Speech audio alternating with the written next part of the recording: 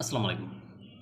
সম্মানিত দর্শক, আজকে আমরা যে বিষয়টা আলোচনা করব, হঠাৎ করে আমরা দেখলাম গতকালকে মার্কিন প্রেসিডেন্ট ডোনাল্ড ট্রাম্প তিনি ইরানের উপরে যে ইরানের জ্বালানি স্থাপনায় যে হামলার যে আল্টিমেটাম দিয়েছেন, সেই আল্টিমেটাম থেকে তিনি সরে গেলেন। অর্থাৎ তিনি এই সময়টাকে আরও ৫ দিন তিনি পিছিয়ে নিলেন। এখন তিনি কেন এই ৫ দিন পিছিয়ে নিলেন? তার কাছে কি ইরান কোনো আবেদন করেছে কিনা? তিনি কেন বারবার তার যে আল্টিমেটাম বা তার যেই হুমকি, সেই হুমকি থেকে তিনি সরে যাচ্ছেন, বা ইরানের উপরে কাঙ্ক্ষিত সেই হামলাটি সে করেনি বা করেননি, কেন করেননি? এই সমস্ত বিষয়গুলোই আমরা আসলে কারণ খুঁজতে চেষ্টা করব দর্শক।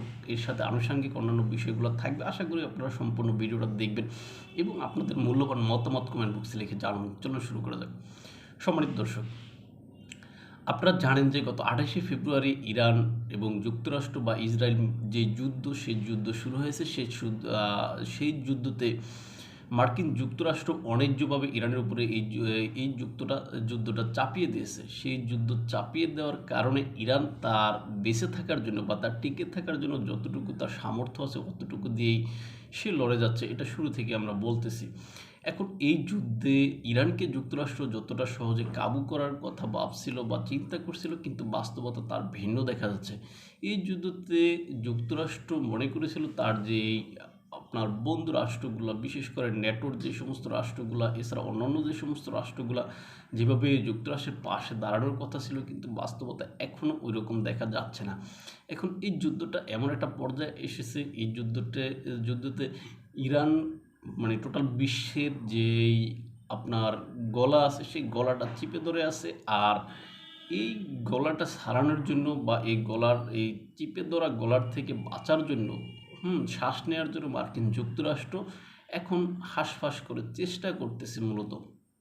এখন সে চেষ্টা করতে গিয়ে ইরানকে একদিকে একের পর এক হুমকি পাল্টা হুমকি দিচ্ছে, কিন্তু ইরানও বসেনি। ইরানও ওই হুমকির জবাব দিচ্ছে।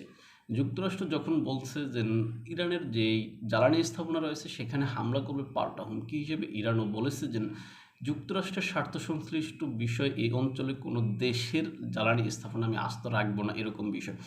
এখন এই হুমকি পাল্টা হুমকি আরও প্রায় ৫-৭ দিন ১০ দিন পূর্বের। এখন সেই ১০ দিন পূর্বের যখন এই হুমকি যুক্তরাষ্ট্রের প্রেসিডেন্ট ডোনাল্ড ট্রাম্প দিয়েছিলেন, দেওয়ার পরে তিনি ২ দিন পরে আবার তার সেই হুমকিকে তিনি আবার আরও ৫ দিনের জন্য কিন্তু বাড়িয়ে নিয়েছিলেন যে আমি ৫ দিন পরে হামলা করব। কিন্তু সাম্প্রতিক সময়ে এসে, অর্থাৎ গতকালকে এসে তিনি সেই সময়টা আরও ১০ দিন পিছিয়ে নিয়েছেন যে এই হামলাটা আমি আরও ১০ দিন পরে করব। এখন এই কেন এরকম মার্কিন প্রেসিডেন্ট কেন এরকম সময়টাকে পাস করেছেন? এই হিসাবে সামরিক বিশ্লেষকগণ যারা মনে করেন বা যুদ্ধ বিশ্লেষণ যারা করেন, সেই সমস্ত বিশ্লেষকগণ মনে করেন যে মার্কিন প্রেসিডেন্ট এখনও ওরকম কোনো সুবিধাজনক অবস্থানে নাই, যে সুবিধাজনক অবস্থানের থেকে এই হামলা যদি মার্কিন বাহিনী যদি ইরানের ওই জ্বালানি স্থাপনায় যদি হামলা করে, তাহলে ইরান যে পাল্টা হামলা করবে সেই হামলা থেকে বাঁচার এখনও কোনো ব্যবস্থা তৈরি করতে পারেনি।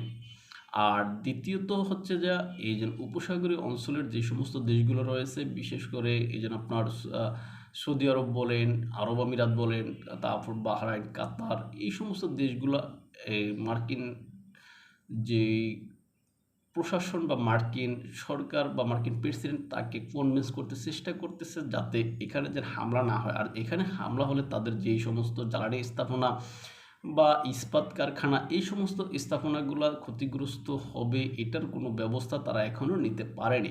সুতরাং এই হামলা যাতে না করা হয় এবং এই হামলা করলে ইরান যাতে পাল্টা হামলা না করে, এই জন্যই মূলত তারা এই চেষ্টাটা এখনও অব্যাহত রেখেছে। এখন এই যে মার্কিন প্রেসিডেন্ট বারবার একটা কথা বলে যে ইরান একেলে হাতে পায়ে ধরে এসেছে, মানে ধরেছে তাদেরকে একটা যুদ্ধবিরতির জন্য। আসলে এটা মার্কিন প্রেসিডেন্টের নিজস্ব কথা। কেননা আমরা কোথাও আমরা দেখিনি যে ইরান যুদ্ধবিরতির জন্য হাঁসফাঁস করতেছে বা একটা আবেদন করতেছে। ইরান এখনও যুদ্ধবিরতি চায় না, কিছু চায় না। ইরানের মূল কথা হচ্ছে কোনো যুদ্ধবিরতি নেই, যদি হয় একসরে যুদ্ধ শেষ হবে। কেননা তুমি আজকে যুদ্ধবিরতি করবা, কালকে এসে আমার উপরে আবার হামলা করবা, এটা হবে না। সুতরাং তুমি যদি চাও এই যুদ্ধ শেষ করতে, একদম এখানে যুদ্ধ বন্ধ চাও, তাহলে একদম যুদ্ধ শেষ করে ফেলো। তুমি আমার এখানে আড়ায়া হামলা করতে পারবে না। এমনকি এই হামলা তোমার হামলাতে আমার যে ক্ষয়ক্ষতি হয়েছে সেই ক্ষয়ক্ষতি তুমি দিয়ে যাও এবং আমার সাথে যে চুক্তি করো, যে চুক্তিতে শক্তিশালী পক্ষগণকে এখানে মধ্যস্থতাকারী হিসেবে রাখো। এখানে গুরুত্বপূর্ণ একটা বিষয় যে এই যে যুদ্ধ বন্ধ করার জন্য আসলে কারা কারা চেষ্টা করতেছে, আপনি দেখেন পাকিস্তান চেষ্টা করতেছে বা এরকম আরও অন্য অন্য দেশ, কাতার বলেন বা অন্য এরকম দেশ, সাপোজ মনে করেন বাংলাদেশও চেষ্টা করলো। এখন এই যে এই সমস্ত দেশগুলো বা এই পাকিস্তান বা আফগানিস্তান বলেন বা এই জন্য আপনার কাতার বলেন, ধরে নিলাম এই তিনটা দেশ, এরা যদি যুদ্ধ এখানে বন্ধ করতে যায় বা বন্ধ করার জন্য চেষ্টা করে, এখন যুদ্ধ বন্ধ করার জন্য চেষ্টা করলে আজকে সাময়িক যুদ্ধ বিরতি হলো বা যুদ্ধ বন্ধ হলো, কালকে যুক্তরাষ্ট্রের প্রেসিডেন্ট বা মার্কিন প্রশাসন বা যুক্তরাষ্ট্রের বাহিনী এখানে আবার এসে হামলা করলো। ওই হামলা করার পরে, হ্যাঁ, এই যে যুদ্ধ ভঙ্গ মানে যুদ্ধের যে চুক্তি ভঙ্গ হয়েছে, এই চুক্তি ভঙ্গের কারণে মার্কিন প্রশাসনকে, মার্কিন যুক্তরাষ্ট্রকে শাস্তি দেওয়ার ক্ষমতা এই সমস্ত দেশগুলোর রয়েছে। বা এখানে এই যে ইরানের সাথে মনে করেন যে 15টা চুক্তি দেওয়া হয়েছে, সেই 15টা চুক্তির কোনো একটা শর্ত, 15টা মানে শর্ত দিছে মার্কিন যুক্তরাষ্ট্র ইরানকে। এখন সেই 15টা শর্তের একটা শর্ত বা 2টা শর্ত যদি বাস্তবায়ন না হয়, তাহলে এই আপনার পাকিস্তান বা অন্য কোনো দেশের কি সেই ক্ষমতা আছে মার্কিন যুক্তরাষ্ট্রকে এখানে বাধ্য করবে ওই চুক্তির ইয়াটা পালনের জন্য, মানে ওই চুক্তির যে একটা ধারা, ওই ধারাটা পালনের জন্য? সেই ক্ষমতা এদের নেই।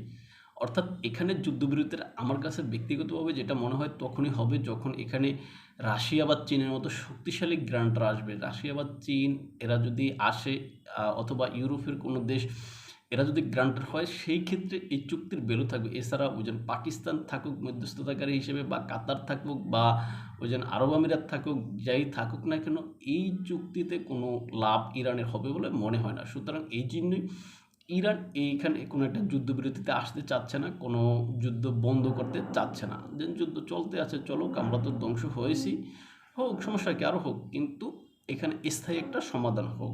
এই জন্যই মূলত ইরান এখানে এই হামলা পরিচালনা মানে অব্যাহত রেখেছে, পাল্টা হামলা। এখন মার্কিন প্রেসিডেন্টের কাছে কেউ কখনো সময় চায়নি যে যুদ্ধ বন্ধ করার জন্য, কিন্তু মার্কিন প্রেসিডেন্ট নিজে থেকেই এই সমস্ত কথাবার্তা বলতেছে। এই সেখানকার অবস্থা এখন, এই যুদ্ধের আসলে পরিস্থিতি সর্বশেষ কোথায় গিয়ে দাঁড়ায় সেটা এখন দেখার বিষয়। এই যুদ্ধ পুরো মধ্যপ্রাচ্যকে যেভাবে আপনার একের পর এক মধ্যপ্রাচ্যকে এই যুদ্ধে টেনে নিয়ে আসছে, সুতরাং এই যুদ্ধের পরিস্থিতি ভয়াবহ হবে। আর এই যুদ্ধের ভিতরে একটা গুরুত্বপূর্ণ বিষয় যেটা হচ্ছে উগান্ডার একটা মানে ইসরায়েলের পক্ষে একটা দেশ দাঁড়িয়ে গেল, যেটা হচ্ছে উগান্ডা। উগান্ডা কীভাবে দাঁড়িয়েছে আপনারা জানেন যে সাম্প্রতিক সময় উগান্ডার যিনি সেনাপ্রধান রয়েছেন তিনি হুমকি দিয়েছেন ইসরায়েল যদি অস্তিত্ব সংকটে পড়ে তারা সরাসরি ইরানের উপরে হামলা করবে, এরকম একটা হুমকি দিয়েছে। এখন এই ক্ষেত্রে অনেকে হয়তো জানতে চাবেন বা জানতে চেয়েছেন যে আসলে কেন এরকম হুমকিটা উগান্ডা দিল। আসলে উগান্ডার সাথে ইসরায়েলের একটা সম্পর্ক অনেক আগে থেকে, কেননা একসময় উগান্ডাতে এই যে ইসরায়েলের প্রেসিডেন্টের ভাই, বড় ভাই, নেতানিয়াহুর বড় ভাই, ইসরায়েলি প্রধানমন্ত্রী যিনি রয়েছেন, এই নেতানিয়াহুর বড় ভাই কিন্তু নিহত হয়েছে এই যে উগান্ডাতে।